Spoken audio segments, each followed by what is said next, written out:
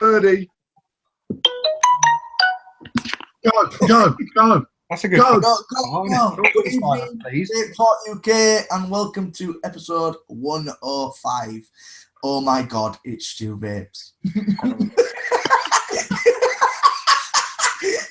Oh my fucking God, it's Stew Vapes. It's Stew Vapes. Oh my God.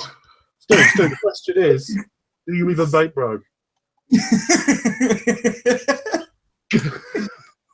Good evening, guys. I'm Big Tom, and you're here watching Vape.uk. We have Mr. CJB himself. Hello. We have somebody who's just run up the fucking stairs, is out of breath and needs a beer, Mr. Dolan. Oh, buongiorno. We also have the grumpy fucker himself, Mr. Damon Fairhurst. Hi.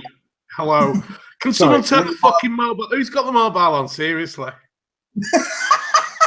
Seriously.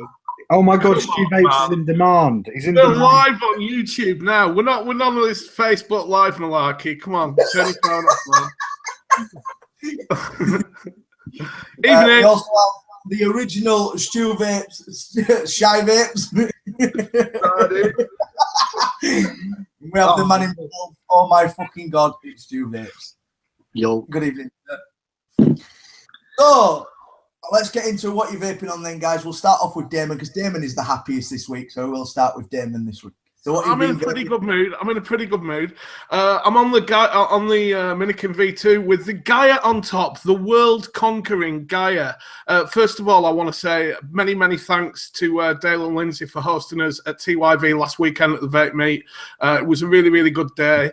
We had an anything goes cloud competition about halfway through the day, and I entered with the Gaia. Whack this up to 180 watts, and I was the runner-up in the cloud competition. So yeah, the Gaia rocks. And I was beaten by Scott from Coils by Scott. So boo to you, Scott. But yeah, did bloody well with the Gaia. And in there, I've got Boston Bad Boy, which is just my favourite juice of the moment. If you don't know what it is, it's a chocolate cream donut, and it's fucking fantastic. Boston cream donut. Get Boston it right. cream, chocolate cream donut. Yeah, it's yeah. That is a Boston cream donut. Is it not, Mark? I don't know. I've never been to the States. I think so, but I thought you. Fair enough. I'm also on the Mighty Morphin Pandora Plastique with the Pandora. with the Pandora on top of it. And what am I vaping in there? But it didn't fire. This fire. There you go. And in there, I'm vaping some of my own custard. So we'll go straight over to the guest, I think, for a change. Hashtag Stew Vapes. Oh my fucking God, what are you vaping on, big boy? Wow. Oh God, I'm vaping on the Neo Empress and the new, what's it called? Calling RTA. Very tasty. And I'm vaping on the Stew called Coil Spill, and the label is 100% accurate, because when I filled my RTA up, the top popped off and I lost half of the things. It does spin all over the coil. But yeah. What's the Kylie like? I bet it's very similar to sort of like a Sherman. Yeah. It's not a million miles away from the Amit either, is it? It's the clone, or one's the clone of the other, pretty much. It's a push deck. Easy to wick. Which took the week down the side, and I'm on the 0.1 on a mech in an RTA. I haven't had it yet, so kudos. I don't know what flavour it is, but yeah, I'm vaping this one. Don't know about anything else, but Stew's really breaking up from me. Could maybe do with a refresh?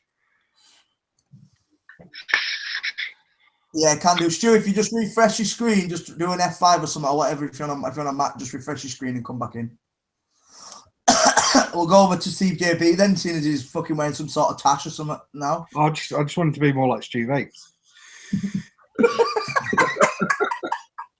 I needed a full of tash. Got my hat on. Got my tash. We're ready to go.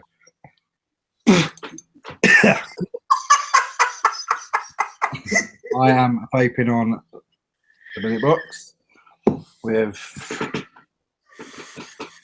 Mr. Salty watermelons. You ordered some more, Chris. Yeah, I've just ordered a load more. So fingers crossed it gets through the borders. Because at 20 quid a bottle, I don't particularly want it to be confiscated. Fucking hell. Vaping Salt Nicks in this thing. That Nautilus thing. Nautilus 2, that's it. On Cyclone Evo. Good use of 200 watts there. Running at 9.5 beast. Really let it aim there, Chris. Oh, got to let it rip. And I'm vaping this bad boy. Ooh. Deathwish Hammer of the Gods fucking monster. With the How'd you manage to blag one of them, Chris? Huh? How'd you manage to blag one of them? To be honest, I tried paying for it. I messaged Bear and said I want one of them fucking thingy. And he says, "There we go." No, he sucked him off and all. I said to Bear, I says, "I want one of them." He goes, "What's your address?" I told him my address, and I said, "How much do I owe you?" And he's like, just $4.30 postage. I'm like, I said, "Look, I know you've made it now, pal, right? But you've got to charge me for stuff, right? That's how business works." And he said that Max gave him 10 to give to Worthy something. Gave one to Stew though, so I'm not really sure whether he lived up to what Max asked of him, but one turned up the next day. And yeah, I've got the Sherman RDA on top of that, and I'm vaping Boomstick. Don't know if you get to try this at Expo, because it is the bollocks. Actually amazing. What's the flavour profile? It's honey Cheerios. But I'm not even taking the piss now, right? It's like you can taste the grain in the Cheerios. Is that fucking accurate? Nice. Like, it is so good, but you can't get it in the UK. So I'm like, I'll start vaping it, and then I'll like, I need to change now. I don't want to waste it. But it's a special occasion. Stew Vapes is here, isn't he? So thought I'd better crack out a bottle. Damon, what are you vaping on? Wait, we've listened to you. I've done. Mark, what are you vaping on? This evening, I am vaping on my plastic with the Death Trap. Look how well defined those colours are. Perfect for the butter oil. I've just freshly nicked up, ready to go. Nice. And you got the Blue Raz one? Cool Raz. The Cool Raz one, sorry. Cool Raz, yeah. And Blue Raz is being manufactured this week, so that'll be back on the shelves within the next couple of weeks or so. So, yes, Cool Raz for the summer, Blue Raz. Also. Will be back. In my other hand, I have Minikin V2 with the Sherman RDA. And unlike me, I'm not usually into this stuff, but a bottle of Dr. Frost grape. Mm. That's actually quite popular at the moment as well, that one. Bit of fruit ice kind of thing.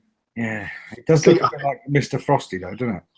I hate, yeah, a little bit. Don't set Damon off, please. I hate grape. I hate grape and I hate colada. But yeah, this kicks ass. I love this. That's me. Stu, have you been yet? No, I'll have a go. I'm on one of these Neochrome Empress things, although I just found out before the show that StuVapes has got a much lower serial than me, so I'm feeling pretty wounded right now. How many you got? I got 10. Oh. How much lower can you go? You can't really beat Stu's serial number. Look at it. I can't. Let me click on him. Is that number 1? Yeah, he's got Yeah, number 1. The fuck? And you accuse me of sucking people off for cool shit. I've got 68. Yeah, I think we both get fucking pipped by 1, don't we? On there, I got my new fucking favourite juice. Apparently, I didn't see it coming, but the old lion from Ephemeral was just like doing all the good shit for me, right? So, ain't come off that since I first tried it. What do you think to that? Say again, Mark. What do you think to that? Oh, I fucking love it. I absolutely love it. Admittedly, I vaped it just before I got poorly last week, and it did put me off it while I was feeling sick. But now that I'm fine again, I got straight back on it, and I'm loving it. So fine again? Have you heard yourself? Well, no, I'm gonna say I admit, It does sound like he's dying, doesn't he? I admit there might be a little bit of scratchiness left in my voice. I admit I might not be 110%, but I'm all right. I'm doing okay. I just don't want to speak too much today. I dug back out this old combo as well because I haven't been on it for a while. And the Ethereum 166 and the Skill RDA. My little DHD tip from my lovely friend Thomas. And I grabbed a bottle of this from Age of Steam. Any of you tried this range yet? No. It's called Ice E-Liquids. It's a green apple iced soda. And much like Mark, I don't normally like fruits and I don't normally like Coolada. And I've been on this all day today and just fucking having the best time with it. I'm loving it. I think summer's come around and I'm going to be... Coolada vapes? Eh? How much of an increase in Coolada vapes there is? Yeah, this summer is all about fruit Coolada, isn't it? The summer of Colada. Yeah. Oh, it's John. I was going to say, if he wants to keep with the times, he should change his name to Coolada Vapes. But See, now somebody needs to bring out a Pina Colada, and I'll be happy with that. Pina Colada. Yeah, man. Yeah, man. How has that not been done yet? Pineapple coconut Colada, that would be the juice to own for summer. Well, if they added a little bit of pineapple to and Coolada to... What, any coconut flavoured e-liquid? Where you going with this? No, what's that? Fuck. Wick liquor, Deja Voodoo. That don't taste like coconut, though. It doesn't taste like coconut, no. But if they added a bit of pineapple and Coolada to it, they could get away with saying it was. I was expecting that to taste more of coconut, you know, but it's not even, doesn't even register, Dale does in the it? chat just said he's on it. Dale in the chat just said he's on it. Dale, Pina Colada, man. Make it happen. Fucking Pina baby. Colada. So yeah, that's me this week. Who's left? Who hasn't been? Tom, have you been? No, it's me now. So I'm on the Rockmods Skronker with the Hadley, and I've got what I've just fucking finished, Panda Bomb. That's like a banana nut bread. Absolutely fucking love that. And I'm on the Neo Empress, and I'm not on as low as fucking Stew. Fuck you. I'm on 003, and I'm on what we like to call the coil killer around here, Mr. Marmalade. So that's me for this week. So we're getting into 8:15. Let's get some fucking news out of the way, Damon. Let's have. Go straight to the news. Yeah. All right. So first up, we've got one for the boner board, and that is that Armenia is gonna ban e-cigarettes. If you don't know where Armenia is, it's a bit east of Turkey. It runs on the border of Turkey. So it's not too far from here. The government of Armenia plans to ban the use of vapor products, according to an Armen press report. Health Minister Levon Altunyan said the products are dangerous to health. The government imposed a ban on smoking in public places in 2004, but the measure is weakly enforced. As in not strong, as in not every week. Ignoring studies about the contribution of e-cigarettes to smoking cessation, Antunyan noted that the best way to reduce cigarette consumption is through price rises. So I've put, Armenia straight on the boner board on running empty. Can I just say, the only hazard to health regarding vaping in the UK is you pissing off all these government leaders all over the world. Well, we're finding one a week at the moment, aren't we? You know. No, we're not finding one a week. You are. So if it's any government that are planning on blowing us up because of this cup's actions, he lives in Kendal, mate. All I'm saying is, right, any countries that are a little bit trigger happy and have got weapons of destruction, you don't talk about their vaping politics, David. You are banned, all right? I don't think Armenia is one of those. This isn't a country that's on the axis of evil. Come on. I think if Armenia were going to attack us, it'd be an army of fucking spoon-wielding folk musicians. We'd probably be okay. So that's Armenia on the boner board. Does anyone object to that? I don't know what the food's like there. I don't know how beautiful the country is. Anyone ever been to Armenia? I never Where's even heard Africa from? Nah. Pardon? Talking of people banning it in the health, though, I was at the doctor's yesterday, and the doctor actually fucking praised me for not smoking and using it as an e-cig. So that was pretty fucking cool. That's because he Well knows done, your Tom. reputation as a gangland drug dealer from your younger days, and he thought you'd be on heroin by now. But then he looked at you and thought, he's definitely not touched heroin. All right, moving on then. Good news from the States. This isn't really a news story. It's more an article on the top 5 pro-vapor comments recently debated by US politicians. Right, there was basically the New York State Assembly hearing was held on May the 17th. And there were some amazing statements that came out when debating vapor products at the State Assembly hearing. In fact, apparently there were so many it was difficult to narrow them down. So I'm just going to read a few out here. But these, remember, are coming from Republican politicians who, haven't got the broadest views in the world and generally haven't been too much in agreement with vapors in the past. But this really is a fascinating sea change on the way that politics is changing and the attitudes towards vaping is changing. For example, Republican Dean Murray said, let's talk about some of the chemicals being brought up as harmful. Propylene glycol was one. Propylene glycol sounds very scary, sounds very nasty. I'm assuming we all brushed our teeth this morning? Congratulations. You just use propylene glycol. It's in toothpaste, it's cake icing, it's in cake batter. These chemicals are everywhere. And then another one, Republican Wayman Walter said there are no peer-reviewed studies showing that vaping leads to smoking, so it's not a gateway. It's less dangerous, and we're trying to scare people away from using e-cigarettes. This is only going to keep people smoking. We're actually doing more harm than good by passing bills like this. We are creating worse health outcomes for the citizens in our state. And then another one, these products are not the same as cigarettes, and not all vapor products contain any nicotine, so you can't throw all vapor products in the same category.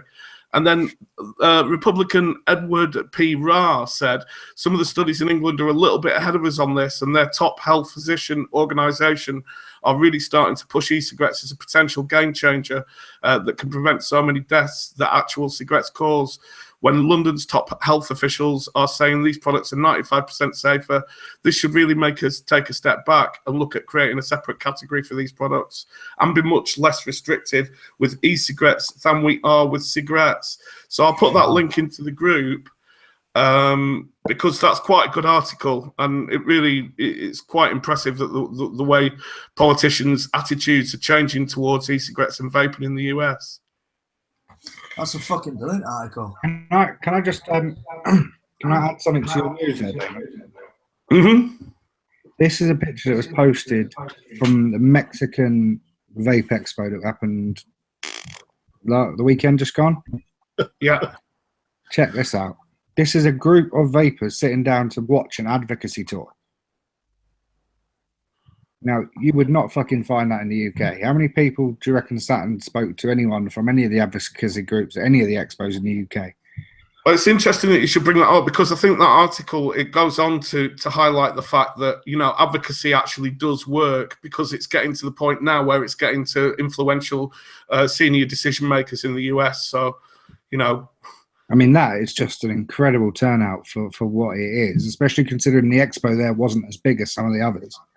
Yeah. Great. I might stick this on the boner board unofficially. Okay, mate.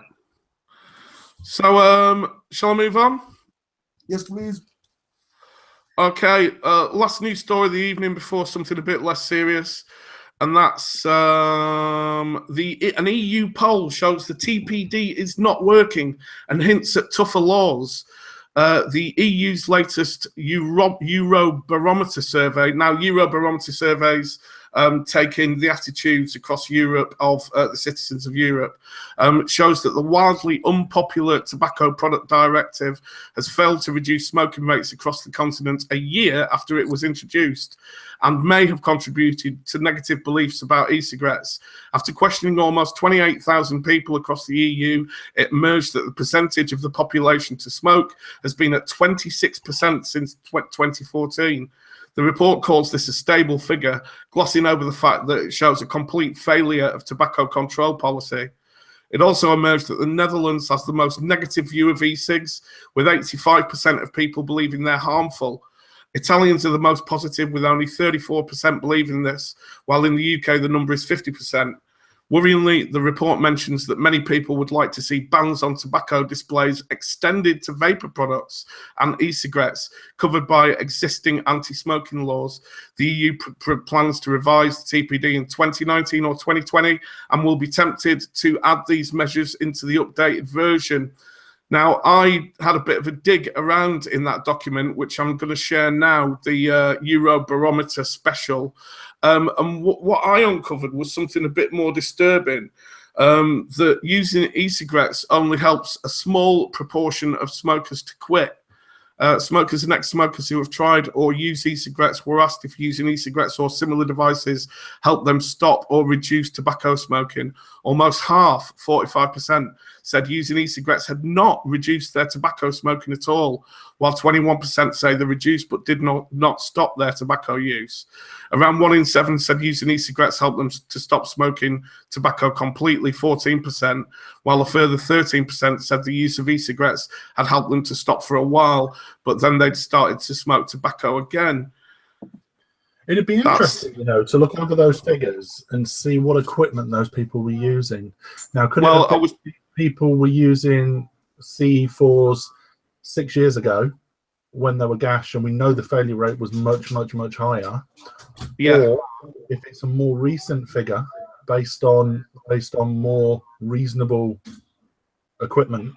Well, there's that, Mark. There's the what kind of equipment that they're using is a good one, obviously, as well. But also the other one is also the cut in nicotine levels, with 20 milligram being the max now. I wonder if that is actually having any effect at all on people taking up cigarettes again. Yeah, but what we're not questioning is the willpower of the actual person who's wanting to quit smoking. True. That does not come. It never comes into play. It's not the. Yes, it is down to sort of the kit they're using, but if you haven't got the willpower to quit, you ain't going to quit, and you're going to go back to cigs. So it necessarily might be down to the person themselves that's actually wanting to quit, which necessarily they're not. I think another thing that needs to be addressed that article doesn't really cover is how culturally ingrained smoking is in certain countries. In the UK, we've had a public smoking ban now for such a long time that smoking as a part of cultural identity is almost completely dead now. But if you look in other countries throughout Europe, I'm thinking places like Spain, Italy, and smoking is culturally still far more in the foreground. It's still far more acceptable for people to smoke. And because it isn't so heavily stigmatized, people are less inclined to quit naturally. So I don't think those figures really tell you the real situation that's going on. Definitely, it's down to cost effectivity as well. The fact is that a lot of places are still cheap to buy cigs, and it's pointless to start vaping in the country where cigs are cheaper anyway.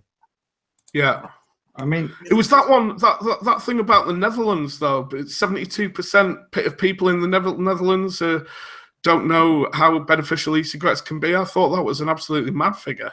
Well, they smoke everything, though, don't they? They do.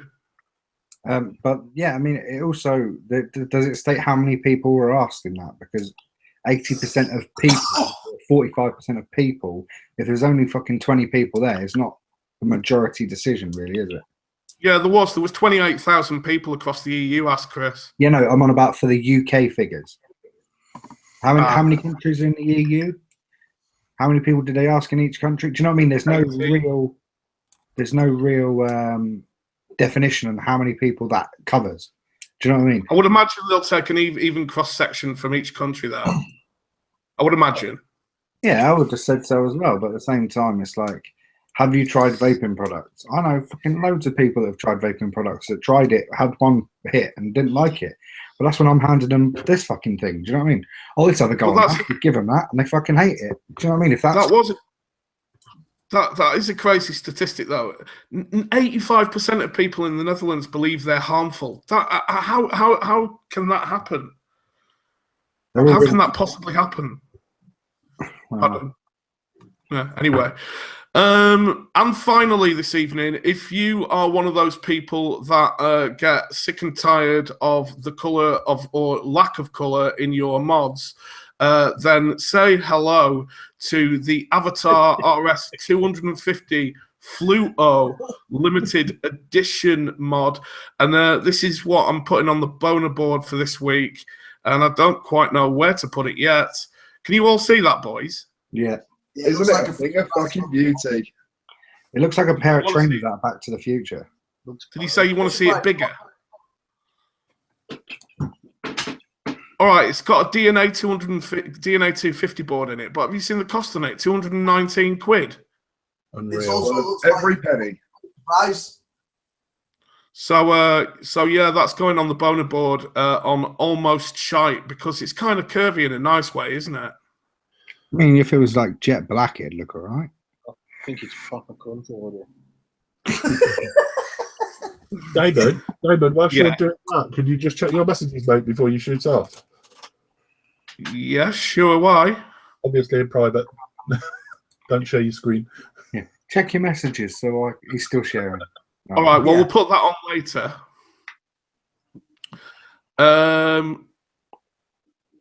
I was gonna go over that, Mark, but I'm not sure whether we've got time now. Just skim on.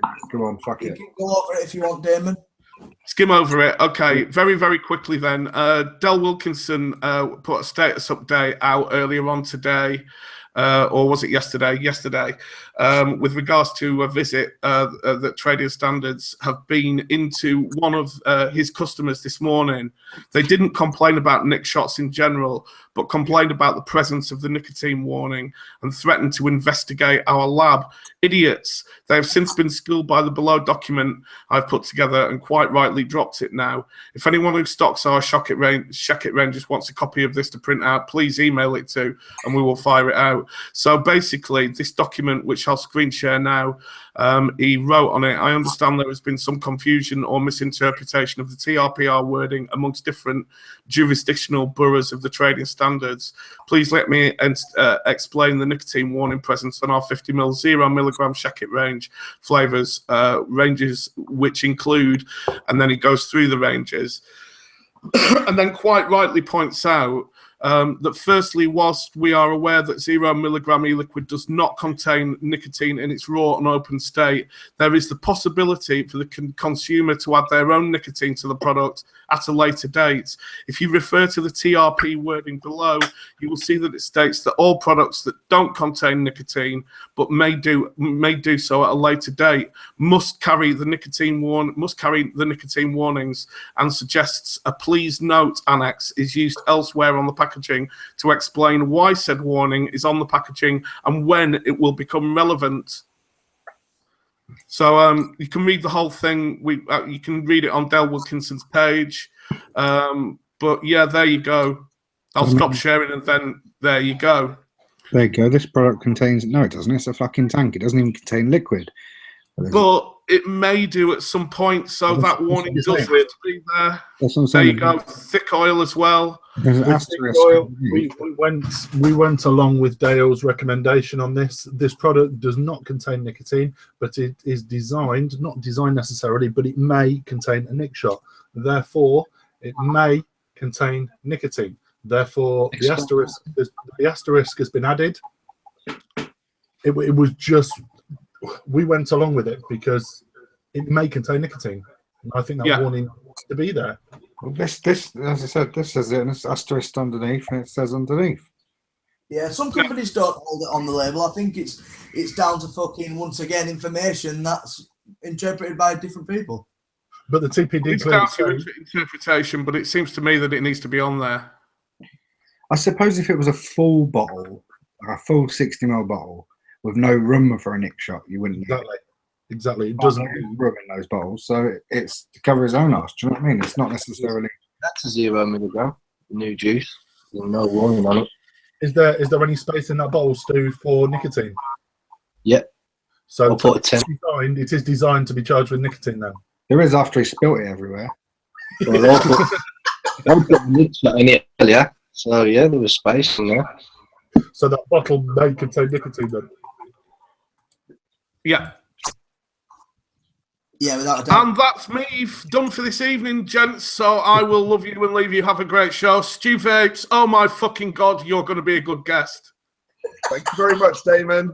Night all. Have a good one, buddy. Night, mate. Right.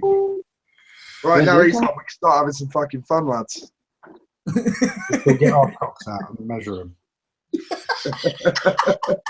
I'm definitely. You're first, Stu. And Nah, Stu fella. did with 3 fingers. I need to get warmed up first. Oh, it's cold, it's cold. Look at the size of my finger. Imagine the size of my cock. Yeah, long and skinny like a pencil, you can't. What would you rather? Look at Dolan and Stu having a finger off. Fuck me, that's scary, isn't it? Excuse me, lads, I'll be the judge of this. Hang on. Would you rather a long thin one or a short fat one? You cut out then. It sounded like saying, I'll let you see it in my nan's funeral. Now, what would you rather, a long thin one or a short fat one? I don't know. I'll ask my missus. I reckon Did anyone I reckon you've got a short girthy one, or do? What can I say? Shot Gerthy. Yeah, short girthy. So, It looks like a dustbin lid, 2 inches by 40 inches. Yeah, some birds look at 4 inches, boy, did I?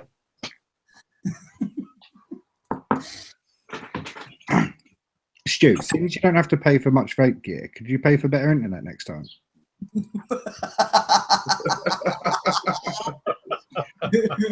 Mate, he lives in fucking Birmingham. There's still sun. What'd you say, mate? Your internet broke up? Mine did, yeah. Yours is powered by a hamster. Actually, plugged into a potato at the moment. Brett, it's coming to you. Right, well, let's get on with it then. So we've had Damon with his news. We've had a giggle with Damon, and Damon's obviously told us what's going on globally. And Stu's warned him not to fucking let South Korea know that we're banning vaping because we don't want to get fucking nuked. So we're going to have Mr. Stew Vapes himself. We have got a little bit of questions and answers from Mr. Stew Vapes. If you don't know Stu, you should know. And if you don't, here he is. So, Stu, can we have a little bit of backstory about your vaping, mate? How did you get into vaping and when did you start vaping? Well, this old chestnut. Probably the same story as everybody that vapes. Used to smoke cigarettes. Wanted to stop smoking. Probably been vaping for about 6 years, maybe. Started off on a little shitty £5, I think. The coil looked like a shoelace. Good old silicone wick. Just good old silicone wicks, man. That's how everyone started us doing. Just to get off the cigarettes. What What was your they were? first advice? Well, first one. Yeah. Where did you get it from? Who did you go see? What was the backstory behind it? I don't actually remember where I seen it or where I bought it from. I can remember seeing it by vaping, and I was thinking, well, what is that he's doing? I thought he was smoking like drugs or something like that. So it was weird. I was like, vaping liquid. And he's like, yeah. Well, I think I got it from a car boot sale, you know. Yeah, I got it from a car boot. I got it from a car boot. Oh yeah. So I got it from a car boot, and I paid. I think I paid £4 for it. Oh, fucking. And that was the last time he paid for a vaping product. What are you talking about? We got that. They were like, oh my fucking God, it's Stew Vapes. And they gave him it. No, at that time it was Stu Smokes. Stew Smokes, yeah. Thanks, dude. He's there with his Marlboro cap on. So, Stu, how did you get yourself into the industry, and what sort of made you want to get into the industry?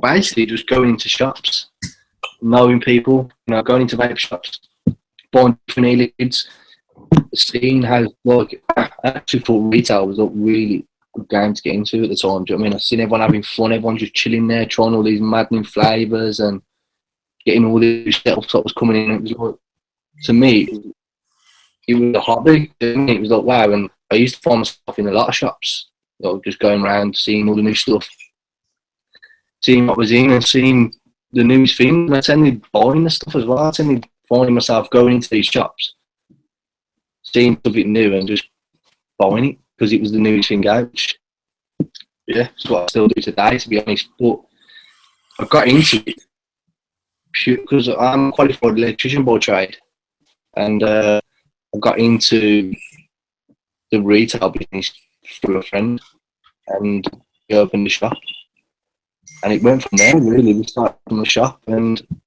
that's when the live feeds began, and that's when we started getting noticed, like, as vapers.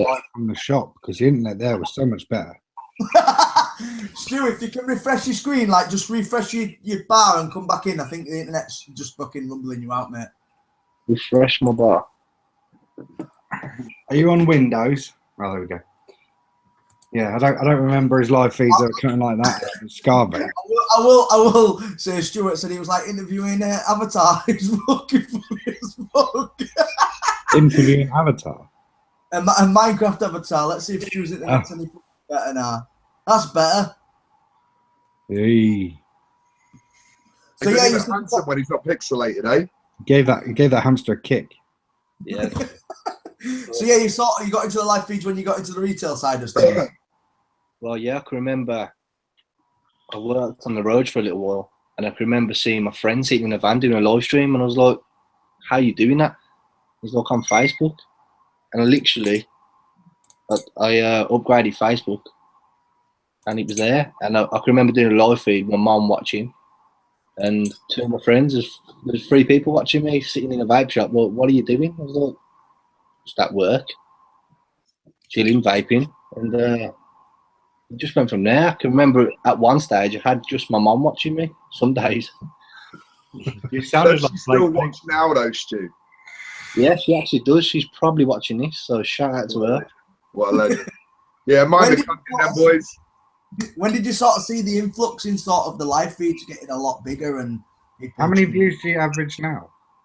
The average people that see the post, it goes into the thousands and thousands. It all depends on what we're doing, where we are, how much we share it. Because at one stage when I started doing the live feeds, nobody had done it. Nobody had been live in a vape shop, not as far as I know in the UK. Because the day I got the update was the day I'd done a live feed from my vape shop. Don't quote me on that, but I reckon I was the first to do that in a vape shop, hands down. But it started getting bigger when I found out, like, there's all these pages you could share it on, and I used to get in a lot of trouble, to be honest with you. People would be like, "Yo, dude, why are you sharing your shit on my page?" And I was like, "Why not? Do you know what I mean? What's wrong with you?" I'll be back in a sec, guys. Eventually, I don't know, everyone just started sharing it for me. I started joining a lot more Facebook groups, and it just went from there. And before you know it, I can remember the day that I had like 50 viewers, and I was like, oh my God, there's 50 people in here watching me now. And it just got bigger and bigger and bigger, I suppose. What would you say sets your live feeds different to anybody else that does live feeds? Because I would say you're probably the most popular person to do live feeds and probably get the most views now. What would you say would set you apart from everybody else? We're very raw. We say what we think, and we help a lot of people out more than anything. Like, for me, as Stew Vapes, it's like, without the people that are currently watching me and sharing my live feeds and supporting everything I do, I probably wouldn't be sitting here today. So I've just got mad respect for everybody that supports me, that's ever shared my videos. So I like to give back. I like to do giveaways. I like to, help. probably 98% of my messages are about vaping, and I love helping people. I love, you know, showing people new things and how to build and giving them advice. I don't know. I just enjoy helping people. But the live feed itself, we're just real. And a lot of people don't like it. At one stage, you know, yeah. Paul Harrison in the comments has just said that personally he thinks he's popular. What if he's more popular? What would your response be to that? Paul Harrison's very well known. He's very well known. Yeah, but he wants to take the title, mate. Come on, let's get a bit of controversy going. He can have it because me as a person, I just feel like I'm me. Like a lot of people are like, yeah, Stu this, Stu that, but I honestly don't look at myself as some live feed vape guy. I just do what I love, and you know. Well, touching on that subject, Stu, touching on that subject, I did put in the notes about a few statuses you've put up recently about vape fame. I want to know your opinion on what you think about people saying people are vape famous. Vape famous is absolute bollocks. There's no such thing as vape fame. A famous person to me is like Mike Tyson, like people like that. They're famous people. There's no such thing as vape famous. I personally think I'll never ever say I'm vape famous, and I never will want to be put in that category because it's a bollocks thing. You can be very well known in the industry. That's what I say. Do you know what I mean? Yeah, a lot of people do know me because I'm all over Facebook, I'm all over Instagram, I'm all over Expo. You know, so it's going to happen that people recognise you. But vape famous is for anyone that can. I've seen a lot of people hashtagging it and shit like that. For them to call themselves famous over vaping, where this started off to stop people smoking cigarettes, and it still is that. Like, that's the main thing. It's not about if you can blow a big fat over. Okay, yeah, it's sick if you can do it, and it has turned into a sport. But it all boils down to stopping smoking cigarettes, and vape famous is an absolute bullshit status. And anyone that's watching or may watch this that think you are vape famous, suck I needed to ask that question and get that out of the way because obviously I did see it, and the people do have a lot of opinions on that. What are you essentially saying? What are you essentially saying, Stu? Like that, you think that there's a separation between vape culture and the point of vaping? Like, do you see that sort of disconnect there? Because a lot of people consider it all to be one and the same, but I've always said that I consider vape culture, you know, trick comps and cloud comps and snapbacks and hoodies and beards and all that bullshit to be very separate from the central message. The message is about not smoking. Yeah, 100%, Stu. It has gone like that. And don't get me wrong, I wouldn't want to change it for the world because my life is vaping now on a day-to-day basis. You get the odd people, well, you get a lot of people. You get the odd average Joe that just wants to have a standard mod, wants to enjoy the flavour instead of smoking fags. But the culture thing to me is like, I really enjoy that sort of vaping as well because all of us in here are obviously every day, our life is about vaping. I mean, everywhere I go, I'm like a walking billboard. You know, I'm always got a brand on me. And I do love that sort of vaping as well. Like, you can't beat walking into a shop and, you know, there's people there that, you know, they're looking at the new tops that have come out, they want the snapbacks, you know, the latest mods. I do enjoy that side. It's also very gimmicky as well. But, you know, it's all about the hype, isn't it? Hype brands, that's what I call them. Marcus, I saw you wanted to say something. Yeah, no, I was just going to ask Stu if he was going to go for Prime Minister or anything. I know it'd be good to see you and Paul head to head going for that role. Paul would definitely win, man. His mind's I don't know. He's a quality character, to be fair. And, very quirky, and he's a genuinely nice guy. So kudos to him. But he'd definitely win Prime Minister. Definitely. I know. We've all got a lot of time for Paul here. Yeah, he's a great kid, man. Great kid. Great kid. Great politics. I like politics. So sort Thank of you. like where you're at now, Stu. Obviously, you're now working at V-Juice. You are the face of V-Juice. You are absolutely fucking everywhere when it comes to V-Juice. How did you get into V-Juice? What's your role at V-Juice, and how do you see V-Juice going forward? And send me some V-Juice. I will. Basically, I'm very good friends with Matt. I've known Matt now for a while, and I can remember standing outside a vape shop talking to Matt, and he offered me a job. And at that time, I was comfortable with what I was doing. I was happy where I was in life, and I'd never ever thought at that precise moment when he asked me for, like, he wanted to take me on or give me a job. I was like, I'm not quitting my job to go and do vaping. Like, yeah, vape is a hobby and I love it, but a job doing it, I was like, nah. It's like, I thought about it. You know, I went home and had a little think and all that, and it stopped at that really. And then it was about a year, maybe 18 months later, I took him up on that offer. I was like, okay, I never took him up personally on that offer. I took his dad up on that offer for a shop, you know, run the shop, blah blah blah. Let's open a new one and see how it gets on. And I was like, fine, let's do it, let's roll. And it went from, then the shop went from there to another shop, to another name. And that's where it all started for me, really, is when we started doing a lot of things from the shop. And, you know, I don't see myself as, I'm just a normal person. Like, I'm not fucking a vape celebrity or fuck all like that. I'm just Stu, man. I just come home, I sit in my house in my pants, and I just do my thing, man.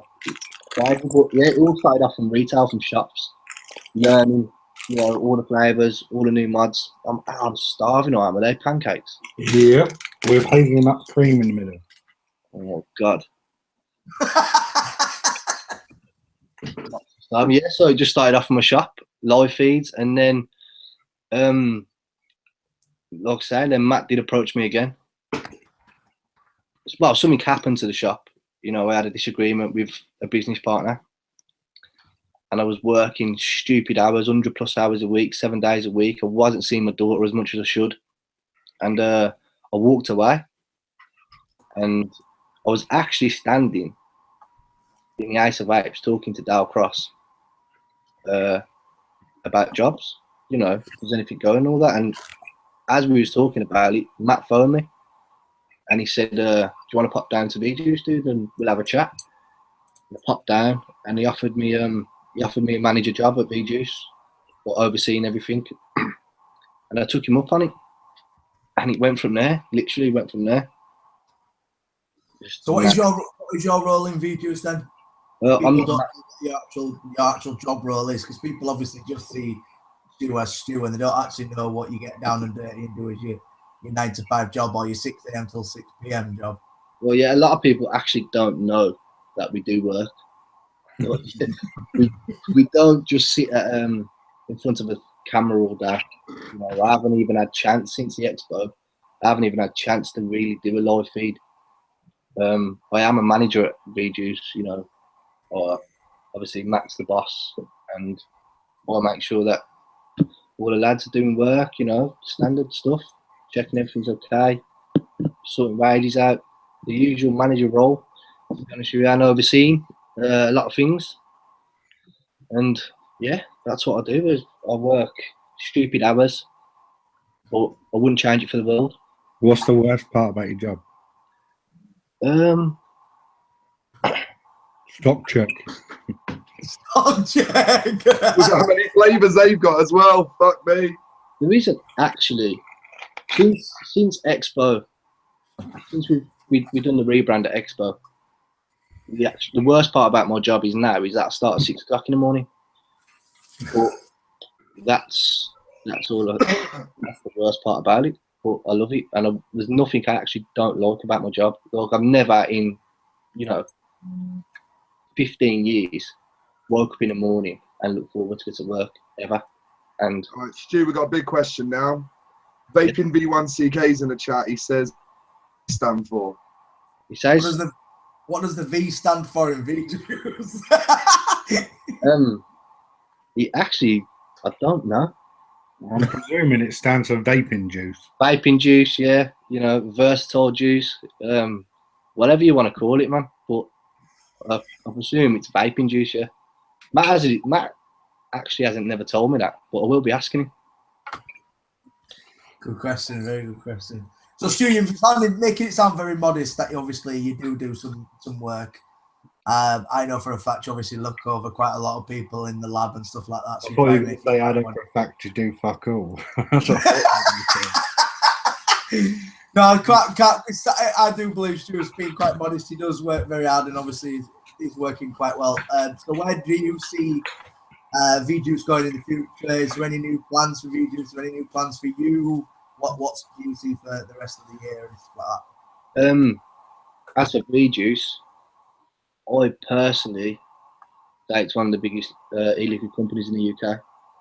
It's a known fact. A lot of people don't know the setup, what we have, like what Matt has. They don't know the ins and outs of V-Juice, you know. Because you're on the same industrial estate as Bears Warehouse, isn't you? Yeah, we've got a massive unit. We've got 3 labs. You know, we've got bottle machines, labelers, you name it. We've actually got one of the best setups I've ever seen. Lab boys, warehouse boys, you know, we go extra mile with everything we do. But I remember seeing it last year at the expo. I had to, some cunt, not to name any names, didn't bring any tester tanks over for all of our juice on our stand. So we had to go to the Bears Warehouse and pick up a load of shit. And I remember seeing the V-Juice sign, and I was like, what? And then I realised it was 2 separate things. I presumed he'd just camped up in the V-Juice one. But then I walked into Bears one, and that's fucking big. And yours is bigger, isn't it? Yeah, ours is actually huge. But in the space of, probably say the last 6 months, we've outgrew it. Like, we're having to just improvise, we're having to put shelves wherever we can. Because it's such a specialised industry. A lot of people think you just get a juice, slam it in a bottle, and stick a label on it. Well, some cunts do.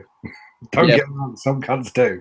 V-Juice, we've had hours and hours of sitting there, having meetings, coming up with designs, talking. It's everything's UK made. It's not as simple as picking up a phone and going, yeah, I just have that and this, and I put them together and it makes a bottle of juice. It's nowhere near as easy as that. So who's the brains behind the liquids? The brains behind the whole thing is Matt, 100%. Matt. Has he designed the flavours and stuff, or is that? Well, they started off with probably, I wasn't with the company when they first started off, but, you know, we have got a flavourist, we've got juice makers, you know, and we've also got Matt, which is he's a very, very intelligent guy, along with his dad. Do you know what I mean? So they probably started off with 5-6 flavours, and now we're currently pushing 68 flavours. We've got 400 plus SKUs. So, I was going to say, fire some over, but I don't think I've got room anywhere in my house for fucking 36 flavours. Oh, you're such a scrounging cunt, Chris. Fuck me. Yeah, I'm good at that. 68 Chris. I learnt it off Stew. 68 flavours. 68. 68. Was it 480 SKUs, did you say, Stuart? 470 something SKUs for the whole. Fuck me. All the nicotine strengths, but we've got a lot of things coming out in the future as well. What's your favourite and your least favourite out of the line? My favourite is Trilecci, which is Italian cake and ice cream. I can't get enough of it. It's amazing. I'll send you a bottle, bro. I'll whip you some out. My least favourite is Heisenberg. I hate Heisenberg in any juice. My brother. Heisenberg is no. La Resistance. Fuck the Heisenberg, man. Fuck the Heisenberg. Couple of years ago, Heisenberg. But yeah, I don't care what company make it. Heisenberg for me is just not doing it. That's on the boner wall under proper cunty. Yeah. We've also got massive things happening as well. I can't really let too much off, but just get ready for We want an exclusive. Come on. Well, the exclusive is going to be different brands. We can't say what we're doing in them brands or when they're going to be released or, you know, what they're going to look like. But we have got them in the pipeline. We've actually got stuff waiting to go. But we'll have to wait and see. Oh, that's disappointing. Well, you did have a massive rebrand expo. Did V-Juice particularly had a big rebrand? Was there a reason behind the rebranding, or what was the whole? Because obviously it now looks a lot classier, a lot smarter, does look a lot slicker. I think you just answered your own question, Thomas. No, but do you know what I mean? Why did you rebrand? Because it now looks a lot smarter, a lot slicker, and a lot nicer. Wow. Well, Tom, funny you should say that, mate. Well, yeah, you have really, but the old V-Juice labels, when obviously they got designed and all that, that was the thing at the moment. Do you know what I mean? That back then, that was the bollocks. That was like fucking hell. You know, that's what you could do on a label.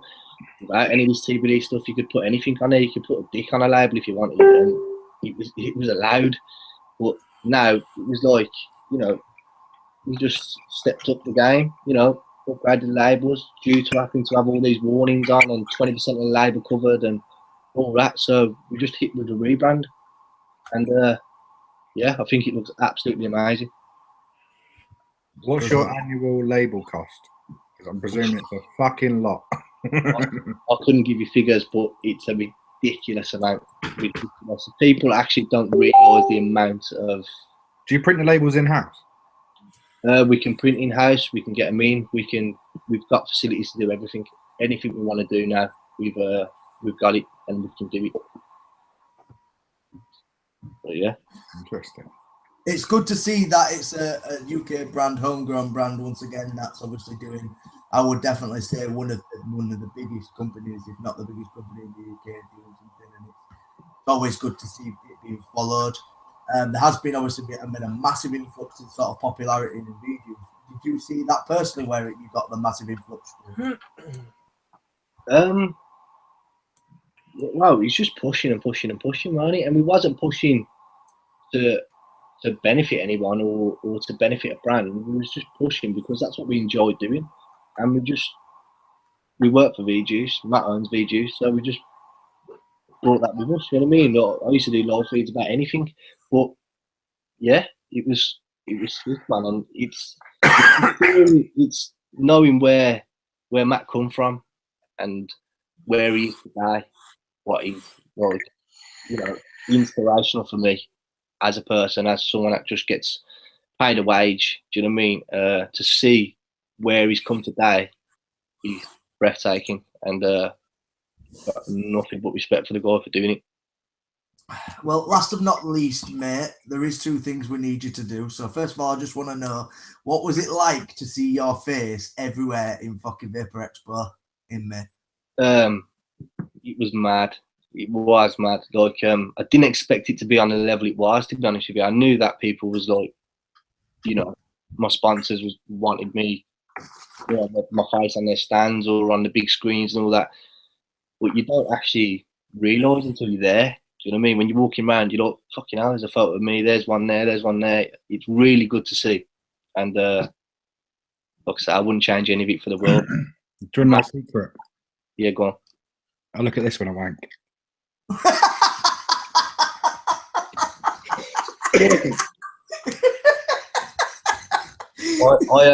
I wank on this plate. That's why the black goes into it, because it gets all wet. Well, I've asked all questions. I don't know if you boys have got any other questions for Stu. I want to know any information. Literally, I said to the boys the end of last week that I wanted to get Stu on. I do talk to Stu on a level, and the main reason I wanted to get Stu on is because he is a character in his own being, and he is obviously known quite a lot.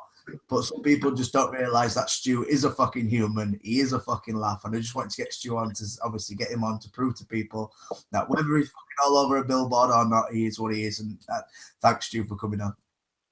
Stick. Thank you for having me. Would you be interested in a rap battle against the legendary Gatlin? I'm not very good at rapping. I'll have a look at a game of O or something. Please tell me you don't know who Gatlin is. You're talking about Big Tom. See, international celebrity, you, Thomas. Obviously, you know, it's fucking everyone told Stu the minute I fucking met him. I've seen it, man. He should have carried on with it, really. I reckon he would have been better at that than what he does today. Fuck you. We should try and get him up on a big screen at Collective or Fest. His rap battle. It can be definitely organised. Do it. Fucking hell. I'd donate a tenner if it meant Thomas. Yeah, Tom, what happened with your beard shaving off, you cunt? They ain't hit 10 grand yet, mate. What are they on? 4.5, I think. How much would you shave your beard off, Tom? If 10 racks. I'll put it up for 10 grand. If the money could go straight to you. Nah, if it could go straight to me. If it could go straight to me. 500 quid, I was telling you last night. £500 to shave your beard off. Not a chance. No, 10. I've put the charity number I've put on is 10 racks. Yeah, it's sick that you're doing it for charity and massive respect for you, but how much would you let us shave your beard off full time? 10 grand probably. 500 quid you just said? 10 grand. Nah, on a serious note, 10 grand. Nah, bollocks. You bollocks. You do for a grand. I was discussing this with someone the other day, right? Now people say, oh, that's fucking oh, I wouldn't do it. Oh, that's fucking... Everyone has their price. There is nothing on this planet I wouldn't do for the right amount of money. If it was going straight to Tom, he'd do it for a fucking big bag of a strawberry milkshake. What are you on about? No, in all seriousness though, there is nothing on this planet I wouldn't do for the right amount of cash. How much to let me ask you? Seeing as you're on a billboard. 100 ml bottle of juice? I'd say 5 grand, I'd take it. 5 grand? You let someone ask you? Money's money, pal. I'm not gay, but 20 quid's 20 quid. No, in all seriousness though, I think if it really came down to it, people's how much they would do stuff for is significantly lower if the cash was in front of them and it was a serious offer. 100%. I'd let someone ask me for $1 million. Yeah. I'd let boys get a whip round sorted. In fact, I'd let all of you ask me for $1 million. I think for $1 million, I'd let you all ask me and drink whatever ended up inside me, to be honest. Oh. Too much £1 million quid is £1 million quid, lads. Like, realistically, I grew up on a council estate. Do you know what I mean? I'm still on a council estate. To me, £1 million quid is life-changing cash. Like, there's nothing. Yeah, to be fair, so's anal wounds, mate. Well, but I'm not being funny. There was £1 million sitting in a briefcase in front of you, and someone said, "Chop your thumb off." You'd do it. Oh yeah, I chop my hand off for $1 million. Do you know what I mean? There's not a lot you wouldn't do for £1 million quid. Come on, Mark. Right, I'll tell you what. We'll go. Did you ever see the Pain Olympics? Yeah. Yes. Oh yeah, I made you lot watch it, didn't I? Yes. It's basically a body modification magazine put up a big load of cash, and basically the person that mutilated themselves the most got it. As far as I know, it was back in the 90s, right? We'll do it like this, a bit like the Boner board. We've got £1 million in cash. What's the worst thing you would all do for it? The worst thing? Genuinely, there's £1 million in cash sitting in front of you, and it's tax-free, you know, like on this morning, right? It'll be handed over to you by Alison Hammond, like on this morning. You need what is the worst thing you would do? Probably lose a couple of fingers or something, or an ear.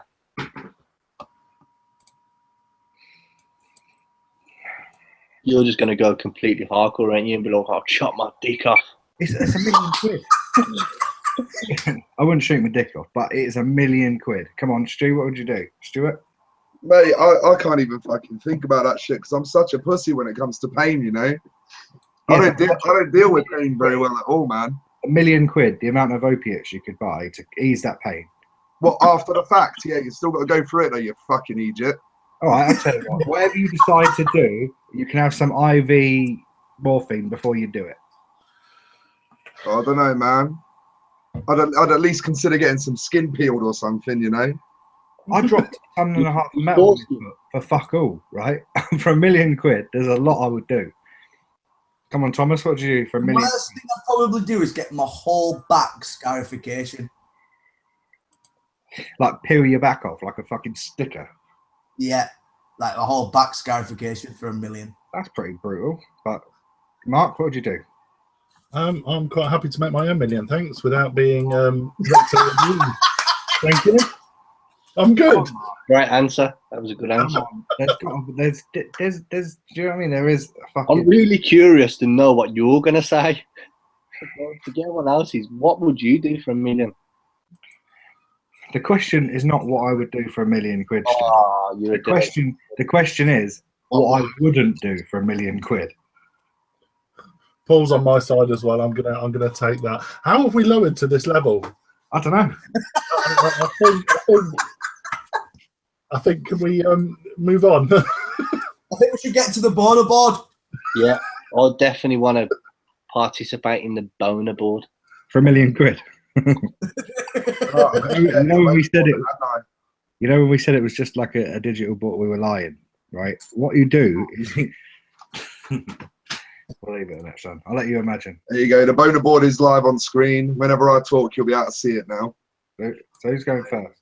Who put Rip Trippers on almost short? All of us. Is he your boy? Is he? Ah, he's all right, isn't he? These are all agreed unanimously. You're not allowed to put it doesn't go in its final place until we all agree on it. Oh, okay. Yeah, we've all got to agree with it. Wait, Stuart, refresh yours a minute because I think yours has not changed yet. Bear with, caller.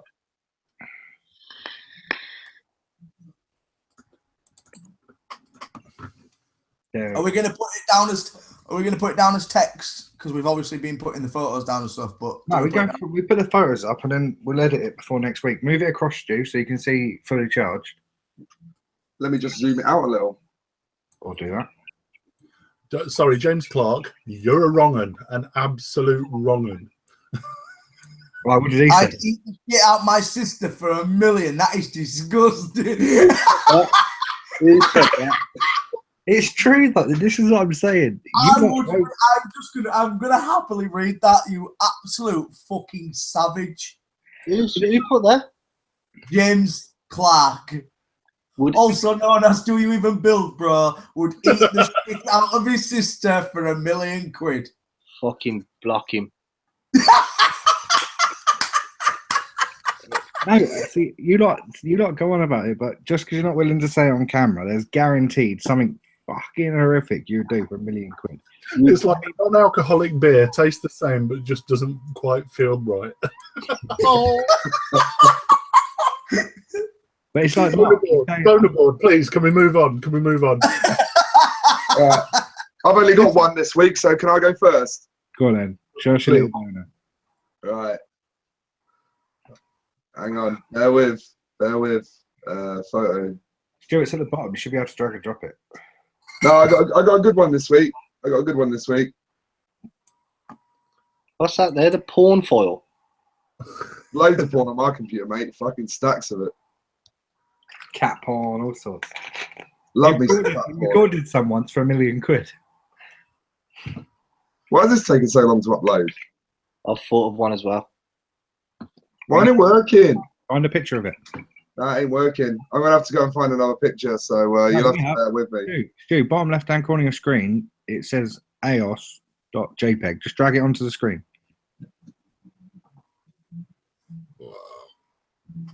Let go. Now pick where you want it. Meh. And look, bottom right-hand corner, it's uploading. Yeah, but the question is, will it work? It will work. There you go. No, it ain't worked. See, it ain't worked. Maybe you've downloaded the wrong picture because that's the same picture that come up in the top right-hand corner. Delete your other one that's got nothing in it as well. Yeah, right. You guys go then, and I'll find it. Oh. Right, I'll go next then. Why not? So, I need to zoom out so I can see everything. There we go. Right, first one. We'll go with proper cunty. Like, so you have to select something and you say where it should go. And then you lot decide, like, if you agree with me. So, Okay. Stu, can you click that picture for us? Can I click it? Yeah. There you go. Give me 3 guesses what it is. A fucking blurry picture. It's a window with rain on it, isn't it? No, it's a greasy fucking vape window in your car. In your car when you fucking go on a drive, and then the headlight, like all the street lights and headlights blur, so you can't see fuck all. Because your whole car's fucking got an inch thick of fucking, I don't know, vape jizz all over the windows. That's a badass. That's a fucking bad vape window. I've never seen one that bad. Is that yours, Chris? No, I stole it off the internet. I just searched greasy window. But you get what I'm fucking saying, don't you? What do you think? Because this proper fucks me up. I mean, luckily I use my billet box 90% of the time now, so there's not enough vapor produced to even leave a trail on your window. But back when I was fucking fogging out the car, mate, I'm not joking, I'd have to stop at a shop before I come out. Like, bear in mind, I have to drive fucking an hour and a half to the nearest town. Right, I'd have to pull over, buy a kitchen roll and windscreen spray and clean the inside of the window so I can actually fucking see where I was driving. It got that bad. I think Yeah, but that's self-inflicted. Don't you think that's self-inflicted? If you can't keep your car clean, then you fucking dirty bastard. Yeah, but you don't really see it in daylight, do you? It's only when you're driving at night, and I don't, you know, I'm not often. I'm out. I mean, look, I'm not being funny, mate. It's fucking bright outside, and it's 9:15. part But, of, that's another thing. I think that's part of vaping. You know, you're gonna vape in your car. You're gonna expect that shit on your windscreen. yeah, but it's still a cunty thing to have to deal with. Oh yeah, definitely. Everyone agree it's Someone cunty? just said James Clark's windows are greasy as fuck. After what he got up to his sister in the back of his van. Oh, Are we all agreed that that's fucking rotten? Not Yeah. what he did with his sister. Yeah, that's nasty. Greasy windows. It's nasty, but you shouldn't be such a scuzzy cunt.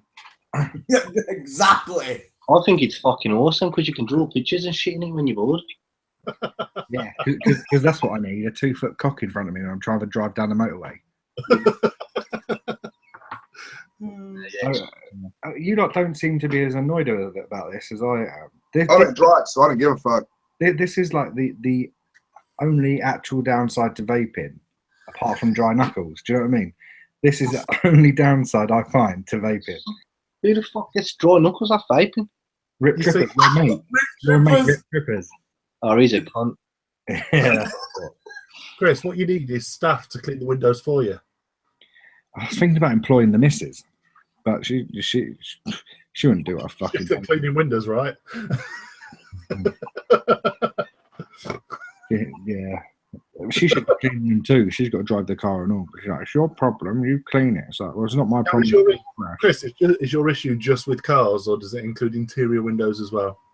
Yeah, I'll make her do that though. So it's the car that I have to actually put in effort to clean. So that's my issue, the car. But feel free if you are the person that cleans the windows in your house to be annoyed by this in your house. Oh no, I agree 100%. The car windows are fucking horrible. That fucks me off. I genuinely don't have that problem. Genuinely. I don't either. I've just coming to think of it. My car doesn't. I open a window. I still have the issue. I think Mark doesn't have the issue because he sticks his head out the sunroof. I ain't got a sunroof. Not until you got in the car. Right. Everyone was pissing off Heisenberg, but there's your answer. What? No grease. No grease. Yeah, I'm not on about with what you use in this, you cunt. I'm on about, 3.5 litres of thick oil after 2 months of fucking using this bastard.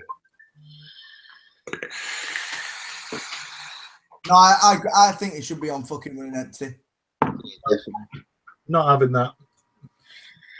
You're not having that. Right, I'll tell you what, Mark. You sit in your car for 20 minutes and fucking vape on a series box and then tell me you don't have to wipe your windows down when you're going down the motorway at night. But I'm not that irresponsible, Chris, when I'm driving. I'm a responsible driver. He just wipes it with his beard. Yeah, exactly.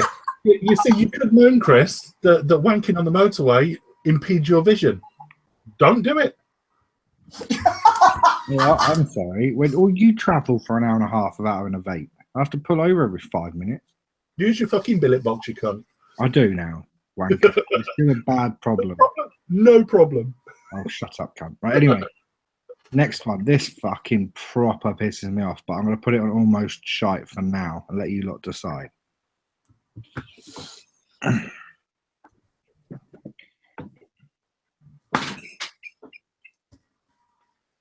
Right, this symbolizes those people that are like, oh, not the people. Let me just clarify this, right? This symbolizes, is this genuine, right?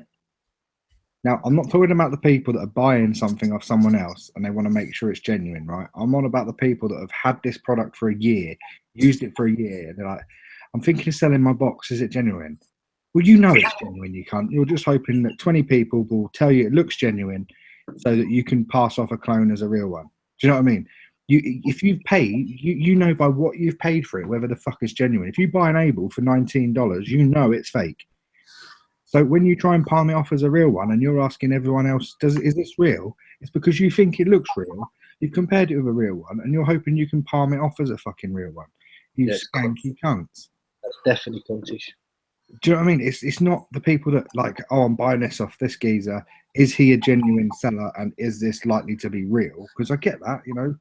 It's those people that are on the opposite side where they know how much they paid for it. They know where they got it from. I bought this from Fast Tech 2 months ago and I paid 12 quid for it. Is it genuine? No, mate. It's not fucking genuine. And you know it's not, you skanky prick. That fucking winds me up so fucking off, almost as much as anyone got any free cheap juice. Like I can't even put into words how angry I am just thinking about it. Get mad right now. Mate, I'd end up eating shit out of my sister. But you know what I mean? Those fucking people where they know it's fake and they're trying to get consensus to say it looks genuine, so they know if they palm it off on some poor cunt that they can actually they won't question its authenticity. Oh, you do see that quite a lot on the Facebook groups as well. Yeah, I've got to say, I do agree with you. I'd go as far to say it is as cunty as J Mark's morals.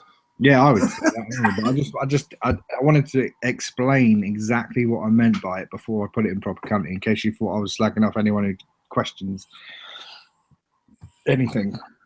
So what are your thoughts on that, mate? Cunty. I've sent one of mine to the group because I can't get into because it's password protected. So I've sent mine to one of the groups. I'll drag yours on now then, Thomas. I've got 2 really good ones. I have really good, I think. Right, well, let me just. But that's really cunty if you're asking. All right, let's have a look. Let's drag this on the bone. Where do you want it, Thomas? I want it almost shite. Almost shite. There we go. Can I just ask, is this picture genuine? It's not the picture you fucking put up, you prick. Don't even dare. Is it the censored one? It's fucking not. Right, so mine for this week is fucking vape models. Right. Do we see a reason for vape models? Yes. Yes. Yes. Obviously, we like good-looking women. We're not denying that. Right, for instance, right. I can tell Tom's missus is in the room. Right, Tom, would you rather me in them shorts vaping or her in them shorts vaping? No, right. So that's my answer. I'd rather her on a 40-foot billboard rather than Stu, if I'm honest. Yeah, that's my answer. I would rather see her, right? But what I'm saying is, right now, in that picture, I'm looking at her. I'm not looking at that fucking product in her hand. She's trying to sell a product. I get you. I'm not looking at the product. I'm looking at her. I'm looking at that silky smooth cloud. You're definitely not looking at that cloud. Blue, any pack of blue. So Which is holding a little tiny bottle of juice. But that's the problem. So when for instance, everybody knows who Pandora Blue is. Everybody knows who Pandora Blue is. I don't. Fuck you. And she put so much fucking vape product up, but nobody looks at the product she's holding up. They are looking at her. So is there a reason for vape models in a way that we do look at them, but do they actually work for promoting a product? Right. There's two sides that I see this, right? There's vape models, and then there's people that are models or look like models or are good looking that are sponsored by a company. Now, they're two separate things. It's the same as me or you posting a picture of us cloud checking or whatever.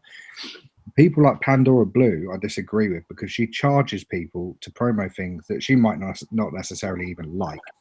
Do you know what I mean? She may fucking absolutely hate a product, but for the right money, she'll eat it out of her sister. Do you know what I mean? There's a difference between enjoying a product and being a model, and like, you know, being a vape promoting it with your boobs. It's like putting two of your favorite pastimes together. Who's going to complain about that?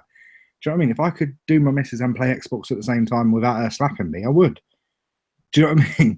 But at the same time, it's about the context in which it is. Like the same way I'd think anyone who charges people to post pictures of them with their products is a cunt, whether they're a woman or a man. Do you know what I mean? It's about having some sort of integrity to what you're saying and what you're doing. I don't use products I don't fucking like, and I wouldn't take people. Well, I would take people's money for it, but that's not the point. Do you know what I mean? We've established that I have a very low money to what I would do ratio, but at the same time, I wouldn't expect people to respect my integrity if I was doing that. Do you know what I mean? So there's a difference between being a vape model for the sake of getting money and free shit, and there's you know, the vape model that reps a product because she loves it. Do you know what I mean?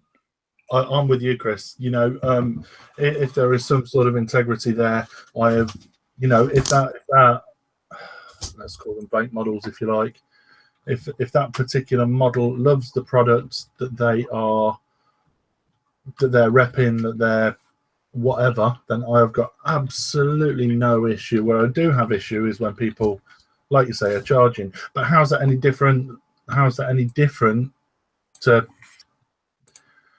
I don't know, fucking Selena Gomez or whoever repping L'Oreal or whatever? I'm just making shit up now. Do you think on a marketing scale, Mark, on a marketing scale, do you believe vape models sell products? Yes.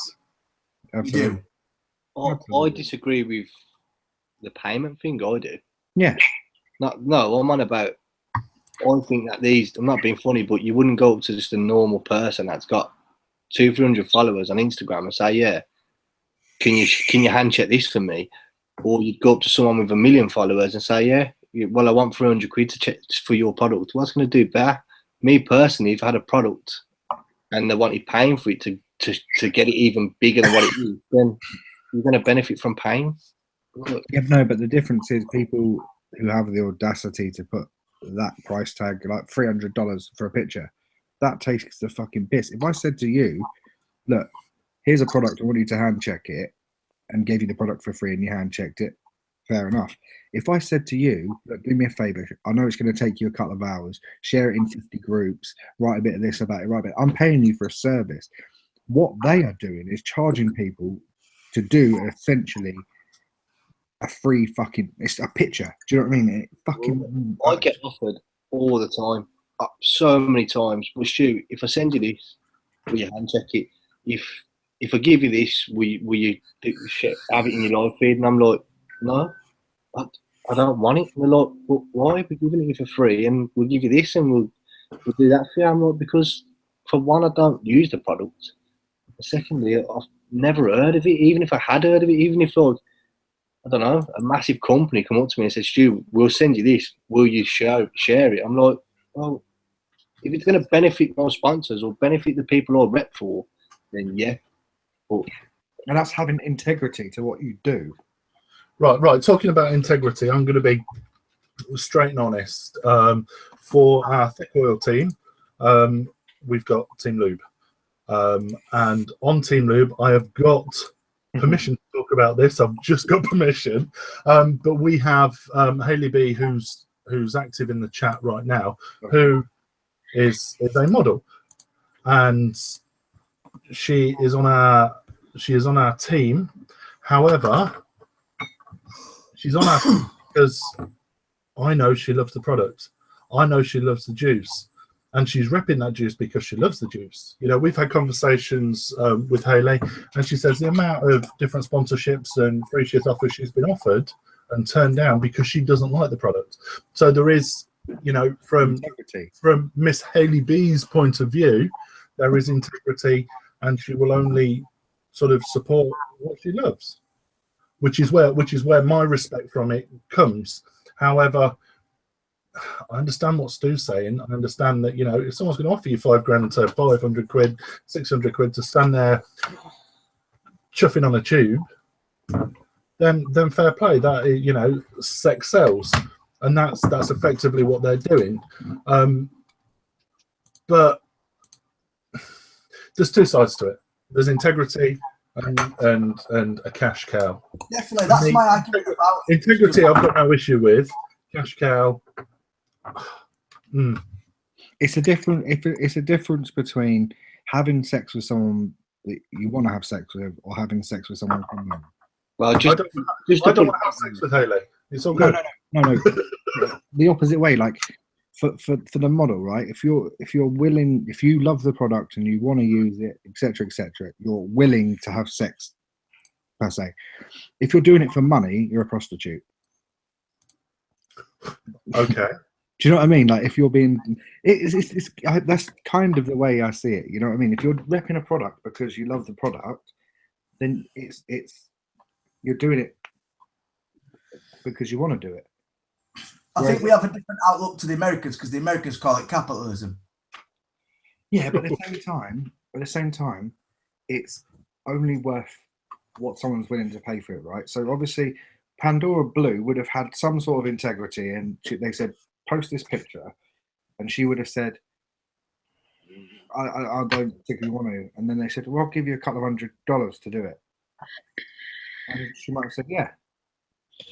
But at the same time, when she's saying, right, well, I'll post a picture, but I want $300, I think you lose your integrity with the product. It's about how the product's portrayed. Do you know what I mean? And I think I'm sort of muddling up what I'm trying to explain. Do you know what I mean? I understand what you're saying. I understand exactly what you're saying. But I have never once in this industry been paid to say or show anything. I show and say whatever the fuck I want, and there'll be no one ever dictating to me for no integrity. Stu, this is, if you do this, this is what we'll give you. Don't get me wrong, yeah, I do get free products off my sponsors, and I've never asked for anything free, and I can afford to buy any mod I want. Like I have, I've got mods to prove it for days around me. But if someone gives me something free that sponsor me, I'm not going to hand check it because they've given it me for free to do that. They've given it me for free to use their product because I'm sponsored by them and I generally love that product. If I don't like it, I won't show it. No one will ever tell me, yeah, well, I'll give you that, so can you put it on your Instagram? I'll be like, no, I have. If it can benefit, like I say, my sponsors, then I'd potentially think about it. But yeah, I mean, I think I've explained what I meant quite wrong here. There's no issue. I've got no issues with anyone that does anything for money. There's no issues with that. Do you know what I mean? Pandora Blue, fair fucking play to her. Do you know what I mean? If your source of income is taking pictures of stuff, then awesome. What I mean by it being a bit like what I disagree with is that the integrity of that product in a marketing side of things, because when you see someone that's hand checking a product because they love it, it's very different to someone hand checking 700 products because they're paid to do it. Yeah. I think what you have to bear in mind with that though is that the onus goes on the person that made that product then deciding how they want it to be pushed. Oh yeah, absolutely. Whoever made that product wants it to be pushed by a fucking mercenary that's doing it just for money, and that's their business. And I might think it's bullshit, and you might think it's bullshit in their business. They want their product to be pushed by someone that loves their product, and they're willing to potentially sacrifice some exposure because of that. Because that's the way I would do it every single time. But they might not think that's the most business efficient way of handling it, you know? Well, I think it's a very good conversation, right? If we look at is this Pandora B we're looking at by any chance? No, it's not Pandora, but the picture isn't of Pandora, but yes, she's a very big model and everybody knows who the fuck she is. Right. Tell me, this picture that we're looking at here, what product's being used? I don't have a fucking clue. Exactly. So that particular advertisement, to me, isn't about the product, it's about the person, right? Yeah. If the product was prominent in that image, yeah, then it's a be an advertisement. I'm chatting shit and I ignore me. No, this is the reason I put this out there, is because that's my argument. The argument is that yes, vape models are very, very nice for us boys to look at, but at the end user that I'm looking at this photo, I'm paying no attention to what she's using, paying no attention whatsoever what she's got in her hand. I'm paying attention to her. So I believe that there is good-looking women out there that do vape and do obviously push their sort of the branding of themselves with a product. And obviously then it's going, fucking, here's the product I rep. And if you're repping a certain product over and over again, but then as Chris is saying, I'm not going to believe anything she fucking puts out there because she's putting 700 products out a week. That's exactly what I'm saying. I've got actually no issues with anyone doing anything for money at all. I'm just saying that from a marketing side of things, the integrity of the product is gone. 2 seconds. And like Craig said, they're selling the lifestyle, and that's exactly what they're doing. They're selling There's also these vape models out there that are fucking, I don't know, slags. That's what it boils down to. On the fence, Stu. Well, it's the truth, man. It's the absolute truth. There's vape models out there because they can get the tits out and fucking do all this shit. They think that they're going to get bigger because of the fucking repping a product they probably know fuck all about, and they haven't even been in the industry that long. But there's also them sort of people as well. So, you know, there's all sorts. So where are we putting Contish? I just want to check something. I just want to quickly show something. I'm just asking for permission to do it. I want to show you a contrast to the picture that Tom showed.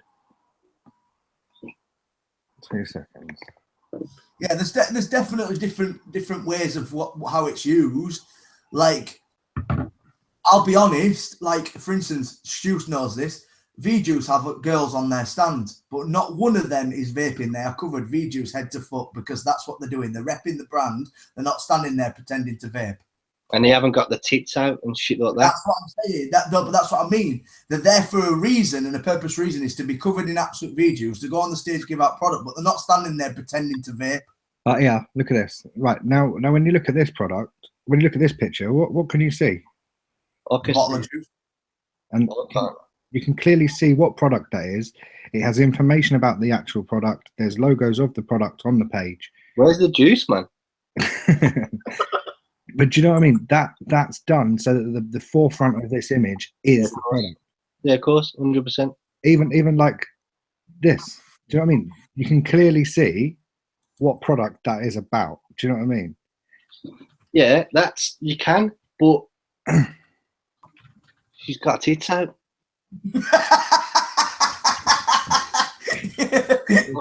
The difference is that focuses on the product. On the product course, yeah. Oh, no, that was Pandora she was holding her hand. But at the same time, I'm still like, yo, behind that Pandora box is a set of breasts. And you have to think about that, don't you? Long and hard later. But at the same time, do you know what I mean? That's the contrast I'm talking about. Do you know what I mean? There's focusing on the product and having integrity. Haley's just said in chat, but still, I get my tits out a lot, lol. And that is really good. Hey, that is what Haley does, and she's going to make no qualms about that. It is the thing. This is what I'm saying. I've got no issues with how people make their money at all.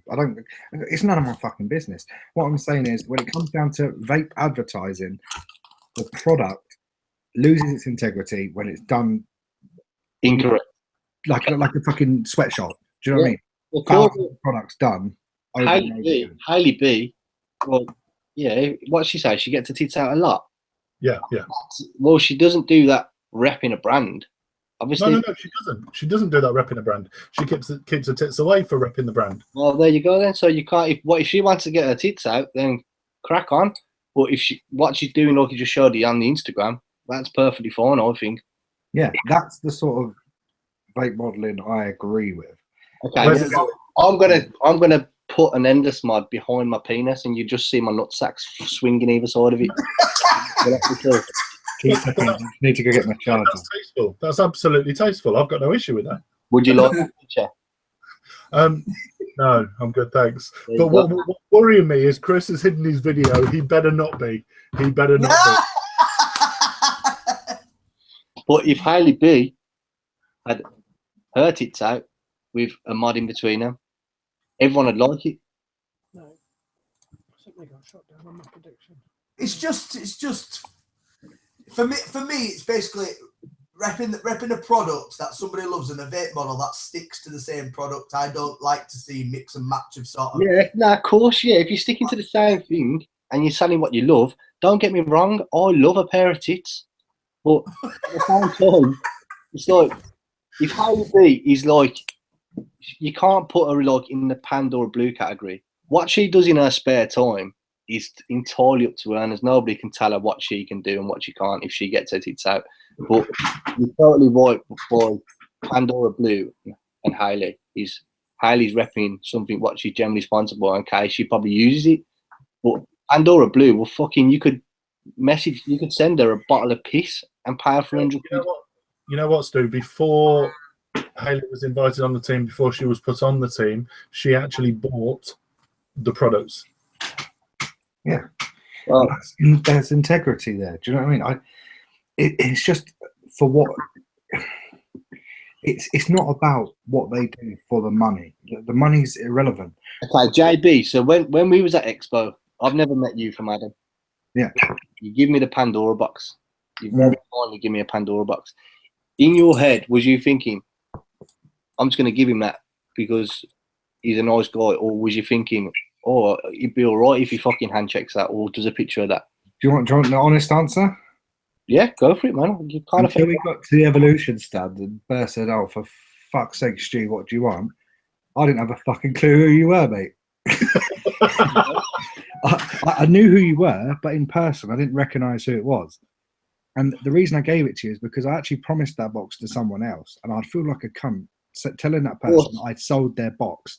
I gave it to you because I said I gave it to someone that really wanted one, and I had none left. I'm sorry. What did I say to you before you give me that box? One blowjob? I can't remember. I said to you, how much you want for the box, bro? I'll buy it off you. Yeah, and that's why I said, no, you can just have it, mate. Because I feel like a cunt telling the other person whose box I gave away that I did it just for the money, to get the money. It wasn't about the money. It was the fact that I saw that you really wanted one. I'm sponsored by Evolution, the biggest fucking vape, I'm going to say, online company in the UK. I'm sponsored by Endless Mods. I've never once asked. I'll go into James all the time. I need to use coils. I need to get batteries. I need to use these things. I never ever go into James and say, oh, I need 4 batteries, mate. I go into James and say, how much of a price for 4 batteries? Paul. I've never once asked Paul for a mod. Paul will bring a new mod out and he'll go, yeah, you. There's a new mod. See, when you said to me, oh, look, I really want one, please let me have one. Go on, how much? I could see how much you wanted one. And because I keep my integrity then. I've given it to you. It's not about the money. And that's why I thought it'd be acceptable to tell the person who actually that box is supposed to go to that I gave it to someone because they really fucking wanted one. I'll give you one next time. If it was about the money, I would have just said, all right, yeah, give me the cash. Do you know what I mean? And I generally would have. I wanted that, yeah. I wanted that box, and I would have paid for it. You can ask Tom that. You know, if I want something, I will buy it. Yeah, absolutely. And I don't doubt that you would have. But at the same time, I from my own morals, I didn't want to go to the person whose box it was supposed to be and say, look, I gave you box away because I could get the money quicker. Do you know what I mean? It's sort of a good thing that you didn't know who I was then, because a lot of the people that come up to me at Expo, I was walking around Expo and I was getting offered stuff left, right and centre. Stu, have this. Stu, have that. In my head, I was like, hang on. For one, I haven't asked you for that product and you're only giving it me because you think it might get uploaded somewhere. Well, see, yeah, to be honest, until we got to the Evolution stand and you were fucking bobbing about, I was like, oh, fuck, that's that guy from StuVapes. And I'd never spoken to you before. I'd never met you before, and you just stopped me and said, "Bert says you've got a squonker," and I was like, "What?" Well, my aim at Expo was to get some badass squonkers. That's well, obviously I went to Expo to meet everyone, but my other plan was, yo, I want to get some badass squonkers while I'm here, and I did.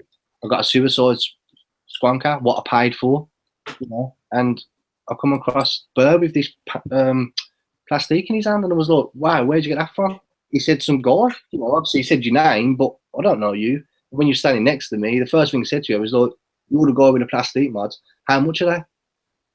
You see, this is the thing, yeah. The only I didn't actually know who you were, and to be honest, it's more integrity from my side of things that you're using it now when I haven't asked you to. That's what I prefer, and this is where it comes down to the whole thing with the vape modeling as well. You're doing it because you like it. You're not using it for my sake. You're not taking pictures of it for my sake, because there was no agreement there between us. Do you know what I mean? I'm not giving it to you. At the same time, I've got hundreds and hundreds of mods, and if I would have brought that plastic home with me and I thought it was shit, I would have just left it on the shelf. I wouldn't have used it. But because I'm using it and I'm enjoying it, people want to know what I'm using on a daily basis. I get message every day, what you got today? What, you know, I get things like, what t-shirt have you got on today? And I show these people because I'm wearing this shit and using it because I like it. Yeah, and I mean that's where I draw the line. For me, the integrity of it is it's paramount, and I think that's quite evident in Team Lube. And I mean, Mark's not gone into it too much, but there's a few of us that are there that are completely like the worst fucking sponsors you'll ever have. Do you know what I mean? We fucking post nothing, and we're useless. And I admit that I'm one of them. Do you know what I mean? I'm a shit sponsor, but at the same time, we're there because for Max, it's because I'm presuming it's because we love the product and we're a close like group. We're like a family. Do you know what I mean? Yeah, but if you're sponsored by someone, or if one of my sponsors turned around to me, no matter how much you get on them and said, yo, you ain't done an Instagram post for a while, Stu, but you do one. I'd be like, I'll do one when I feel like doing one. And see, this is the thing for Max. Do you know what I mean? For him, it's the fact that we're all close and he knows we love the product. There's not a single thing that Max has released that I thought that is shit. And I'm not like, do you know what I mean? Use it now. I've got my fucking death trap built here. Do you know what I mean? It's about having integrity, and I think we're there, even though we're shit sponsors, because we love the product and he knows we do. But can I say my one? Because this one really gripes the shit out of me, and I feel like punching myself in the dick every time I see it. People doing hand checks with dirty nails. Yes, mate. Yes. Fucking grime. Let me try and find a picture to resemble that. This is my mod, and his nails look like he's been scratching his ass. It's disgusting. That's got to go under fucking. It can't be cunty. It's got to go under fucking run empty. Mate, I see so many on Facebook, and because I have to be, not because I have to be, because I am quite reserved these days. Look, if I see someone saying something fucking crazy, before I'd rip them a new arsehole, but now it's like, do you know what? Fuck it, leave them to it. I see them on a daily basis. These guys look like they're fucking had their hand in oil all day, putting a fucking photo up with a shitty ass nails, man. It's disgusting. And if anyone's listening to this and you got dirty nails, clean your fucking shit, man. Stu, refresh because the picture's not come up. Alrighty. My nails are trimmed, cleaned every day. If your nails are dirty, man, sort your life out. What the fuck's happened on your screen? On my screen, it's no idea. Thomas, can you brown box. There we go. Oh, yeah. But people have got their nails and they're hand checking mods and juice on Facebook, and they can't even see that their nails have got shit in them. What are your thoughts on bitten nails? Because my nails are bitten. So don't bite your nails, dude. Keep them prim, nice, clean. They're clean, but they're bitten to fuck. Oh yeah, well, definitely running empty. Have you got another one, Stu? Yeah, I've got another one. Go on. What's the second one? Spinners.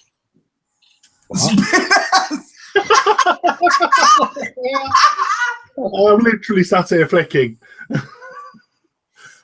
I think they're not cool. I think what it was made for was fucking absolutely spot on, and I love mine when I'm sitting at my desk. I think they're cool. So fuck all you spinner haters, yeah. Wait, you want it on the good side? You want it on the good side? I personally do. I think spinners are fucking badass. And remember, I threw one through an Owen caught it still spinning. Yeah. Fuck. Is there video evidence of this? Instagram. Go on Instagram. Remember. Right. I've got an argument against spinners. Fuck you, Tom. I like spinners, but if you sat at your desk or you sat somewhere working and you want to fiddle, you don't want to vape, something like that, fine. But fucking walking on the streets with a fucking spinner. Yeah. I think it's a bit like using them for what they're designed to be used for, to relieve anxiety and stress, etc., is fine. But when you're using them like we did when we were younger, fucking pogs, right? And they're all over this playground, and everyone's got all these different spinners, and they're just getting them because they want to look cool. I think even the people that love spinners, I mean, I'm not against them. Do you know what I mean? I'm quite a fan of a lot of them, but I don't think they look good. No, what they do, they make you look like a cunt. You can do cool shit with them, though. Yeah, well, chuck them through O's, but Oh, hanging on with JB with your shit nails. But yeah, like my issue isn't with spinners. I think the spinners designed for what they're designed for are fucking they're genius. But to use them as like a status symbol, well, my mum got me a 30 quid spinner. Go and buy the fucking Talk Bar, kid. Tell me you love spinners when your mum doesn't buy you Christmas presents for the next 3 years because she bought you a Talk Bar. Believe it or not, I'll actually send you the pictures when I can find it. 8 months ago, me and Matt got given some prototype spinners. Thick plastic, blue. They looked absolutely terrible. And we was like, what the fuck are these? And I kept mine because I keep everything to my hoarder. But Matt gave it away the same day. And now they're huge. I was 3D printing them a year ago. That's what I'm saying. But like people are like, oh yeah, spinners are shit. Spinners are this, spinners are that. But the guy who's like just made them normal ones, you know, the ones in the white packets, the cheap ones. Like the guy was doing £300,000 a week. Yeah, it's not all about the dough, but what a fucking genius. You know what I mean? He's jumped on it and he's killed it. And I think they're cool as fuck. Well, if you've got dirty nails, you're a tramp.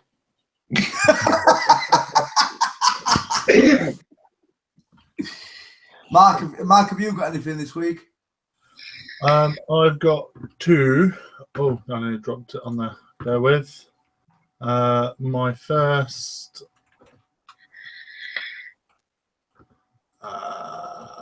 Shove it in the middle.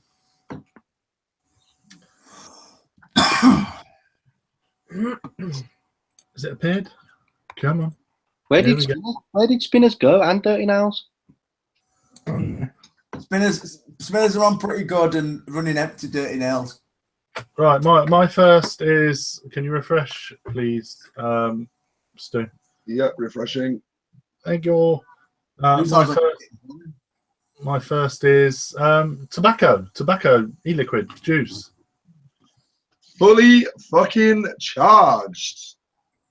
If it's made by this company, then hell yeah. This isn't a plug by all means. But Texas tobacco from V-Juice is fucking absolutely lovely. And I've never really liked tobaccos. It's like a caramel sweet tobacco. It's really nice. But tobacco. Apothecary's tobacco flavour is fucking incredible. Like, Chris, watch this space. Wink. there's not enough concentration in the world for you to make that juice, pal. I think I'm gonna be fucking honest. Me, I don't like tobacco at all. Have you tried a good tobacco though, Tom? That's the question. That's the problem I have with trying tobaccos. Whenever I try a tobacco, I usually get a desserty taste rather than tobacco. We know for a fact, unless it's sort of a pipe tobacco or a cigar, you're not going to get flavors because cigarettes don't fucking have a flavor. Cigarettes taste like shit.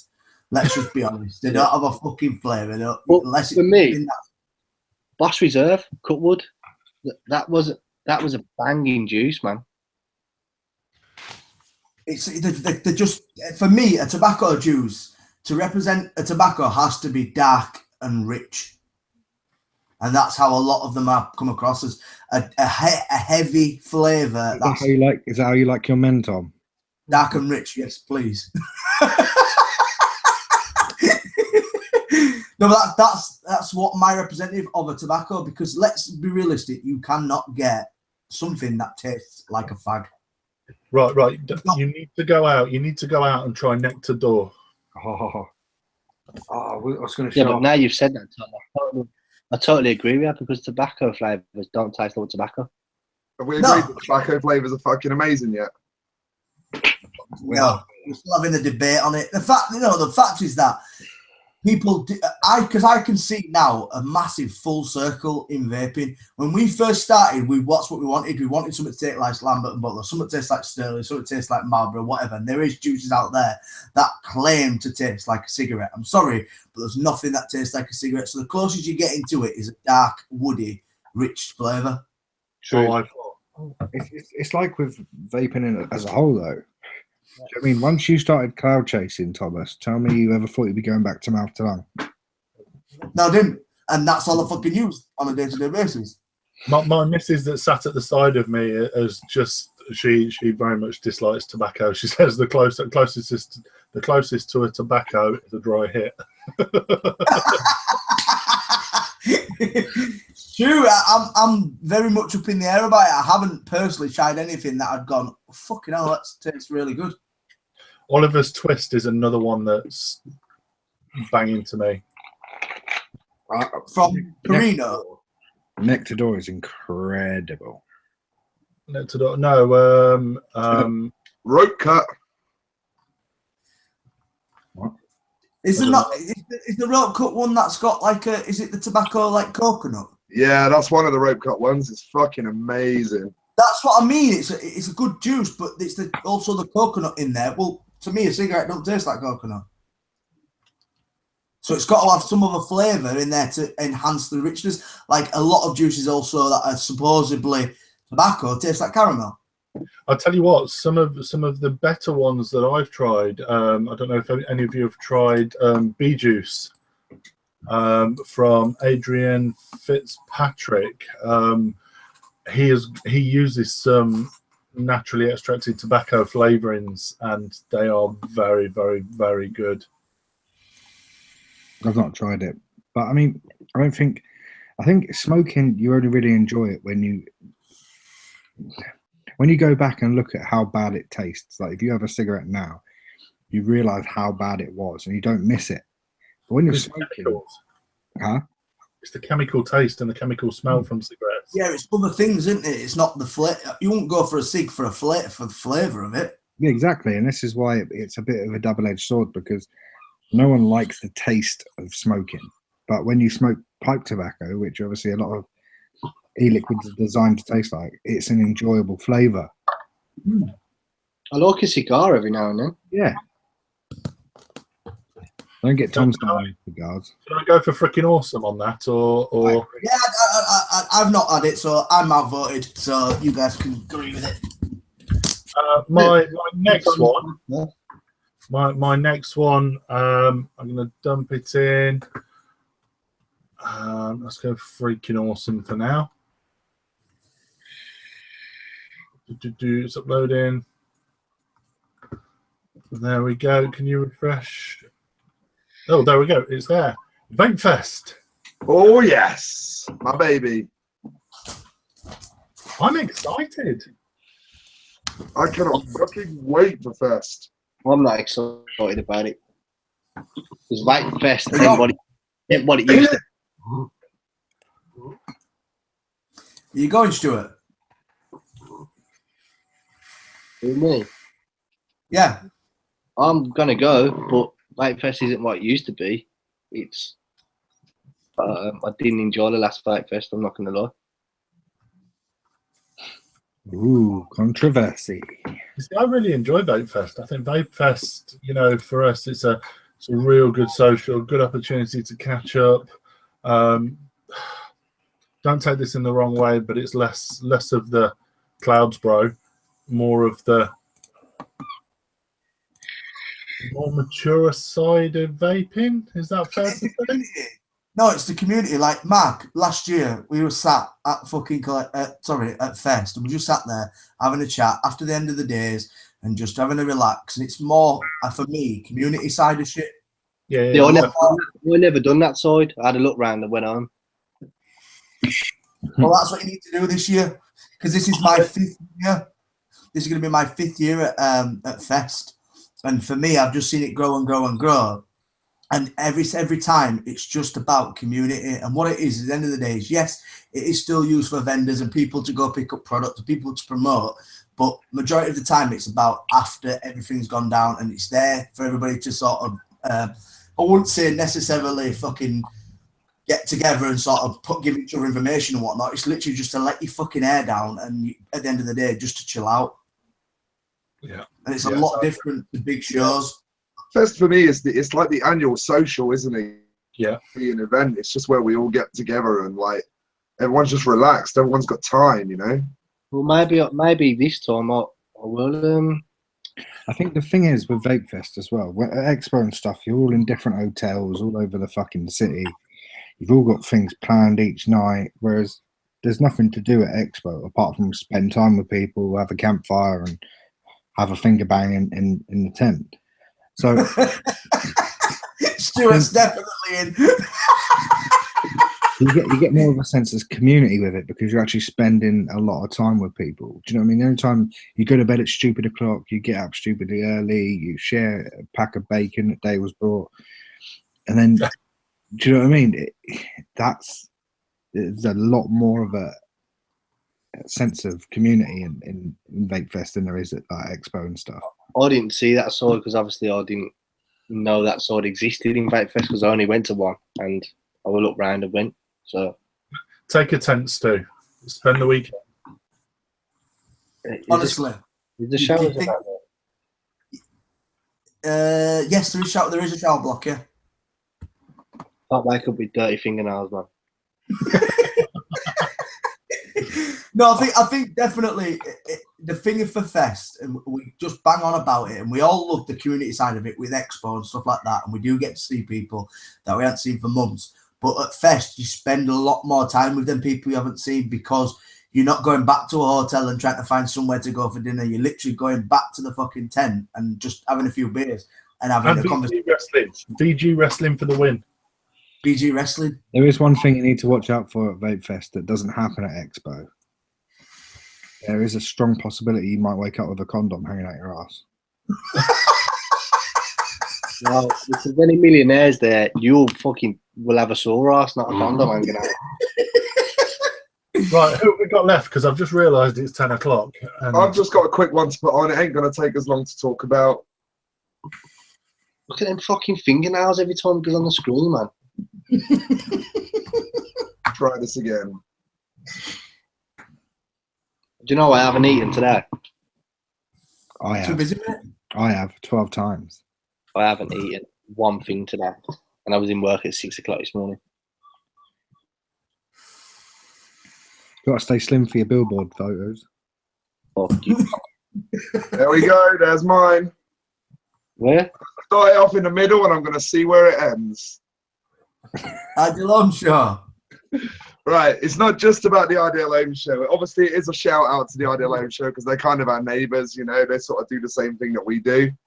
But it's a broader subject. It's also about the UK vape media and how in the US, the vape media has largely stagnated and started to regress, and how we're still pushing things forward and still trying to do more things and new things, and how shows like VTUK and the Ideal Home Show are there every single week putting content up for consumers, for people that want to feel close to the industry.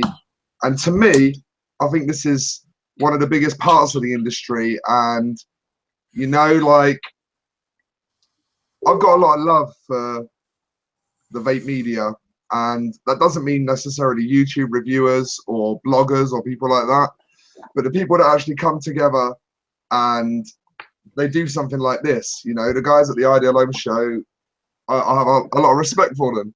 And I want to know what other people think about our little corner of the vape world. Corner in what sense? You know, the YouTube media guys, the people that get in front of a camera and actually have something to say about the industry. You are involved in that, Stu, because you do have a YouTube I'm very channel. much part of it. I don't really watch much vaping on YouTube, to be totally honest with you. I mean, obviously I watch you guys. I've never actually heard of them guys. Sorry, but I haven't, because I don't watch vaping on YouTube. So I've got no comment on that one, really. I think what people need to realise, and Stu, you are involved in this, is we've been sat here since 7:30 tonight, 7:15, we've been sat here doing the show. And people don't realise that we sit here and do this for free, but fuck all. And we sit every week on a Tuesday, sitting and talking about vaping, something that we really enjoy talking about, for 0 pence. Our channel isn't monetized. We don't make YouTube money. We don't fucking take any money off it. We do it for the pure love of it. And I think a lot of people, I wouldn't say a huge amount of people, but people sometimes take that sector advantage of it. So, for instance, we don't ask people for product for the show. We don't fucking go out and try and get free product for the show. We don't want people to come on and sort of be like, oh, it's VTUK. We don't necessarily shout about it when we're not on the fucking show. So we do it for the pure enjoyment of it and actually getting some information out there to people that would like to hear the information. People don't have to listen, but we do it for free nonetheless. So I respect that side of the industry 110%, because people do put hours and hours of grafting, giving information to other people. So my fucking hat comes off to people who do that. Yeah, now you've put it like that, then fucking, yeah, 100% agree. If we were being paid, though, I couldn't sit here and eat a chicken leg, could I? Oh, man, I'm so fuck. What do you think, Mark? I'm sure I've got some caramel digestives here.